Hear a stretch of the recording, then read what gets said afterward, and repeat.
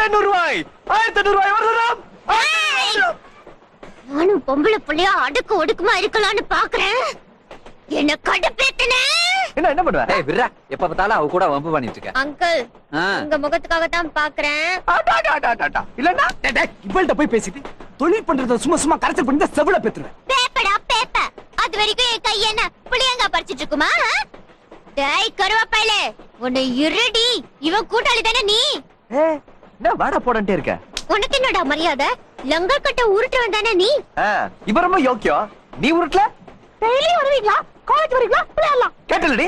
Uncle, இவனை கூட்டிட்டு போங்க.